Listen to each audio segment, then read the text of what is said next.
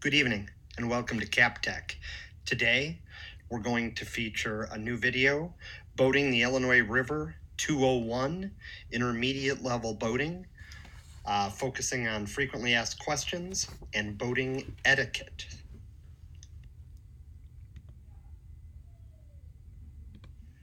This is a follow-up video to my Boating the Illinois River 101 video.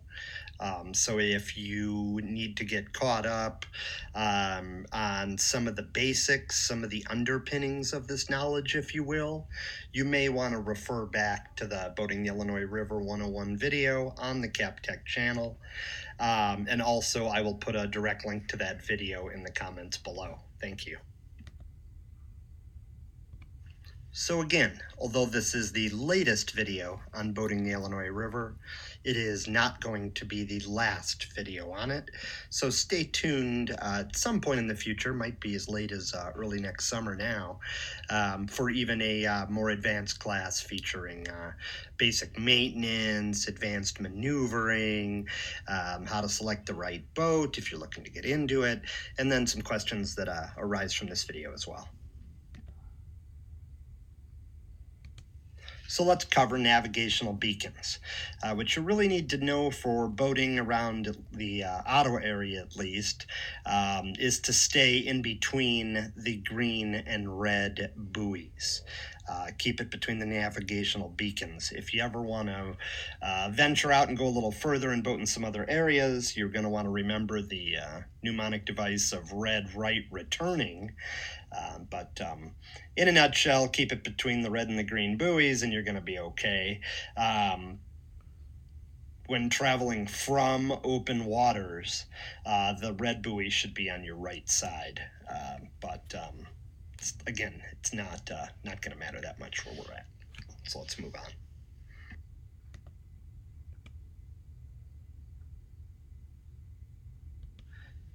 Next, let's look at what to bring.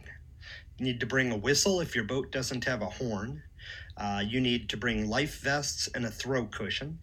You need a battery charger, and I specifically mean for your boat. Something to do in case of a dead battery or two. You need a way to communicate. I put a plus sign there because if you're bringing somebody with you, they should also have a way to communicate, or you should bring a charger and a way to plug it in. I also bring extra gas, ropes, and an anchor. Every time, all the time. Let's talk about the locks. We have one by Marseilles and one by Utica. The Utica one is pictured here, although I did put a picture of the sign of the Marseilles one. When you go through the locks, it's fine. It's fun. I recommend doing it. You should know that they do throw you a rope, and you should know that you typically do have to wait a long time to get through and to come back through as a pleasure boat. I had a buddy go to Chicago. It took him 13 hours by boat because of all the locks. It's not so much the time of going through the lock, which might take an hour depending on who else is coming in with you. But it is the time that you're going to wait, especially for barge traffic coming through, that you should be most concerned with. So just know that before you get out there. In Illinois, you can complete the boating safety course at age 12, and you can operate a jet ski and a boat. You can have a designated driver at age 12, and you can take the class online, and it doesn't cost a ton of money, and you get your license within 5 business days.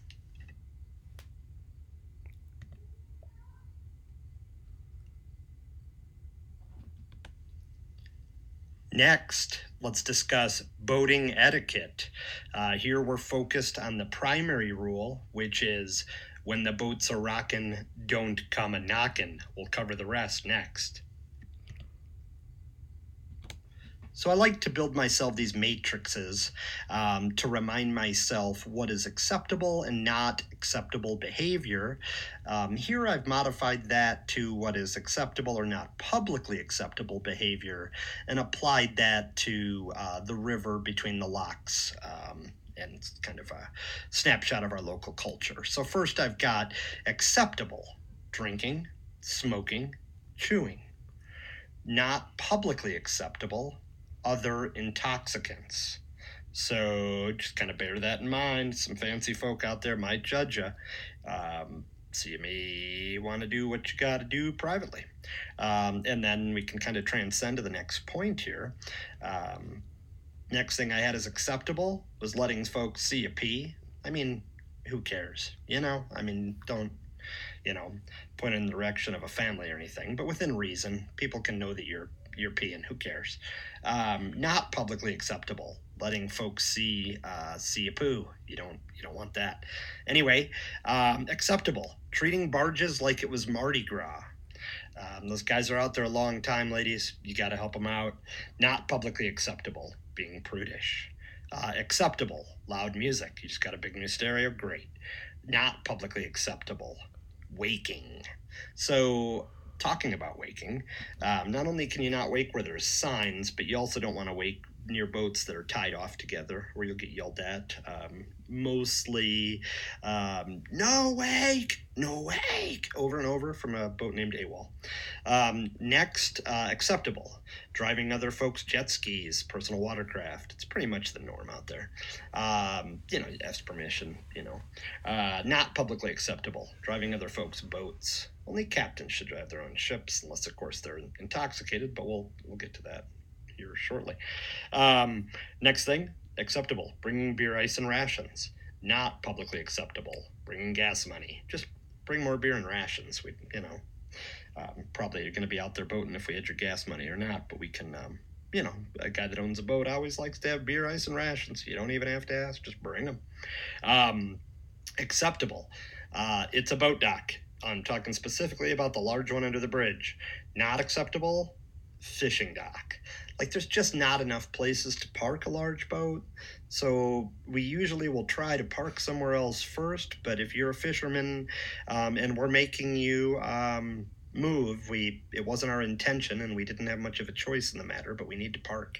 Then I have acceptable: beer bongs, body shots, and skimpy swimwear. I don't care if you're 60 and want to wear a banana hammock out there. They're not going to kick you out. Not publicly acceptable: pumping out your waist by the beach. The auto switches to get rid of, number one and number two out of your boat when you're sitting there. Not acceptable. So anyway, I wanted to cover that, kind of a culture of the river type slide there. All right, pitfalls and pit stops. So I wanted to go over a map of the Illinois River here, and if you guys can follow my cursor, you'll see here this is where the Fox River and the Illinois meet, and this here is a wing dam. That means it is a dam that you do not see. So you have to watch out for it. And there's some shallow beaches right around it, like right here as well. For years, they wouldn't put up a sign because nobody wanted to assume responsibility, but it will destroy your boat. Do not hit this thing. We also talked about the shallow beach by the high school. The other place where it gets a little rocky is along the dock over at H2O. I don't know exactly where that would fall on the boat on this map, probably right in here, but you can park basically if you get to H2O, also known as dockside, just park in the middle of the dock, not in the very front of the back. It also gets very shallow up the Fox, which is clearly labeled on here. I have heard people going all the way up to the Dayton Dam, but only during flood conditions on small boats. Not a great idea. Let's talk about private islands. So Moni Island is a public island, at least used by the public frequently, and it is where I have my cursor circling right now. There's another island across from it, but I do not believe that is technically public, although I haven't seen anyone called out on it. And then Bulls Island, you'll have private boat clubs there, although between these two islands here, a lot of people tie out on their boats, and it's kind of a little bit of a party cove, also known as Bob's Beach, also known as the Lagoon. That is about it. It does get a little shallow to the left of the river up here under some of these train bridges, so you'll want to stay to the right on those. And then I also wanted to talk about pit stops. So on each end of the river, one that kind of flows off my map here to the left, and one right over here on this side of the Marseilles Lock and Dam. So you'll have two marinas where you can get gas. Gas is more expensive on the river than the land, not horribly so. You can also get food at them or rent boats at them if you're from out of town. So those two marinas are Starved Rock Marina and the other one, which is called Heritage Harbor. So Starved Rock's over here, and Heritage is just over here. I think that is about it as far as landmarks and things we wanted to cover. Let's go on. So, last but not least, the end of the video. I just want everybody to remember to like, share, subscribe, and we'll try to keep more of these videos coming. Thank you.